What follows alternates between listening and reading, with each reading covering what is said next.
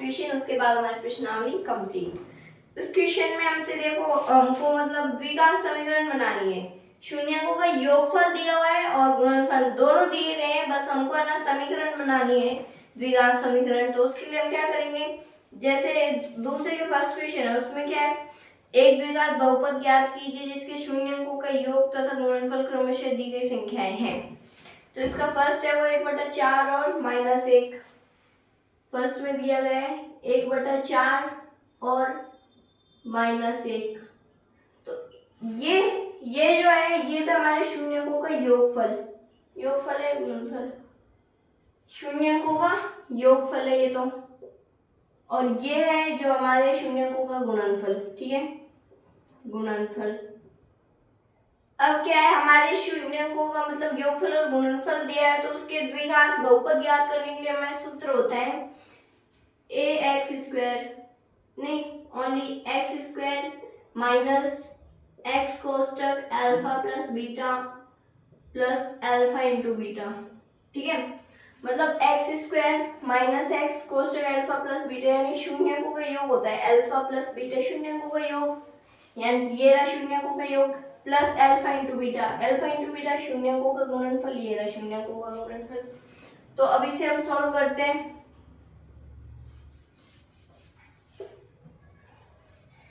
x² minus x कोष्टक alpha plus beta plus alpha into beta. ठीक है, तो x² माइनस x कोष्टक में अब अल्फा प्लस बीटा यानी शून्यकों का योगफल लिखना है 1/4, उसके बाद में प्लस अल्फा इंटू बीटा का मान है -1।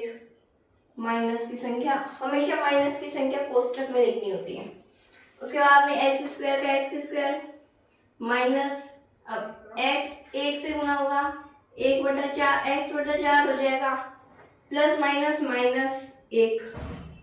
अब 1 के बटे में कुछ नहीं है तो 1 लगा देंगे, इसके बटे में कुछ नहीं है 1 लगा देंगे। अब हम इनका एलसीएम लेंगे, एलसीएम 4 आएगा। तो अब आगे सॉल्व करते हैं। एलसीएम 4 आ गया तो ये देखो यहाँ हो जाएगा 4x², इधर -x या माइनस का 4। अब ये जो 4 या भाग में उधर की साइड जाएगा तो 0 होता है, उधर की साइड अपने कुछ नहीं मतलब 0 है, उधर गया 0 से गुणे में तो वहां जाके 0 हो गया, ये लो। अब इसे हम लिखेंगे 4x² माइनस x माइनस का 4, बस बराबर 0 नहीं लिखेंगे। ये हमारा answer complete, first question complete है। आप ना भले यहाँ तक करो, इतना ही करो तो भी हमारा आंसर बिल्कुल सही है। आगे करना चाहे ओवर एडवांस होना चाहे तो हो सकते हैं, ये भी सही है बिल्कुल।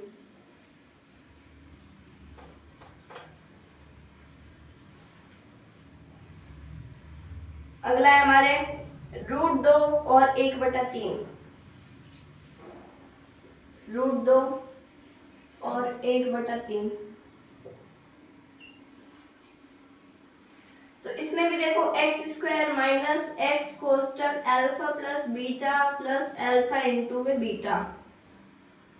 तो x² माइनस x कोष्टक अल्फा प्लस बीटा यानी शून्यकों का योगफल है √2 प्लस अल्फा इंटू बीटा यानी 1/3। ठीक है, तो x², अब ये देखो √2 अगर हमारे x से गुणा होगा, √2 x से गुणा होगा, √2 है ना जो प्लस माइनस दोनों का होता है, प्लस माइनस दोनों को होता है। तो इसमें हमारे होगा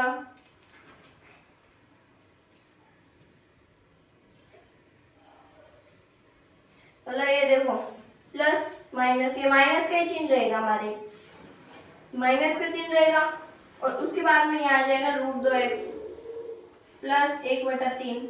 यहाँ तक बिल्कुल करेक्ट है। आगे इनका एलसीएम लेके करना चाहे तो भी सही है, बाकी यहाँ तक सही है। ठीक है, आगे ज्यादा करने की कोई जरूरत ही नहीं है, पूरे नंबर मिलेंगे इससे में। आगे चलते हैं, हमारा नेक्स्ट क्वेश्चन है 0 और √5, 0 और √5।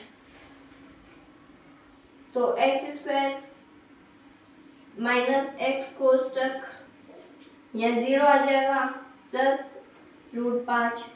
तो x² अब ये इससे गुना होगा 0 हो जाएगा, इसका कोई मतलब नहीं है, प्लस में √5 x² है यहाँ, इतना ही हमारा आंसर होगा। ठीक है, इतना ही हो गया।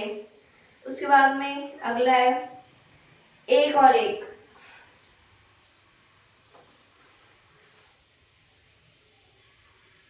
एक और एक, यानी एक एक दिए गए हैं, तो एक्स स्क्वायर माइनस एक्स कोष्टक एक प्लस एक, तो x square minus x plus एक, बस हो गया, हो गया ये। अगला है माइनस 1/4 और 1/4, माइनस 1/4 और 1/4। तो इसमें देखो एक्स स्क्वायर माइनस एक्स कोष्टक माइनस का 1/4 प्लस 1/4, तो एक्स स्क्वायर, अब देखो माइनस और माइनस प्लस, अब एक्स एक से गुना होगा तो एक्स बटे में 4 प्लस 1/4। अब इसका एलसीएम लेके करना चाहो तो ये देख लो, यहाँ पे आ गया 4, फिर यहाँ हो जाएगा 4x² प्लस एक्स प्लस 1, 4 उधर जाएगा 0 हो जाएगा, यानी यहाँ पे कुछ नहीं बचेगा, ये हमारा द्विघात बहुपद बन गया। अगला है हमारे 4 और 1, 4 और 1, x² माइनस एक्स कोष्टक alpha plus beta plus alpha into में बीटा, अल्फा और बीटा क्या है, शून्यक है, तो x² माइनस एक्स कोष्टक 4 plus 1, x² minus 4x plus 1, ये हमारी प्रश्नावली कंप्लीट, प्रश्नावली कंप्लीट। अब हमारी नेक्स्ट प्रश्नावली है, क्या नाम है इसका, दो चर वाले रैखिक समीकरण, ये हम नेक्स्ट वीडियो में करेंगे, सबसे पहले इनका परिचय करेंगे, ठीक है। Thank you. परिचय है ना, इसमें मैंने आपको कुछ करवाया है, a1/a2 बराबर b1/b2 और बराबर है नहीं है प्रतिच्छेदी रेखा संगत युग्म अद्वितीय वगैरह, ये मैंने करवाया है ना।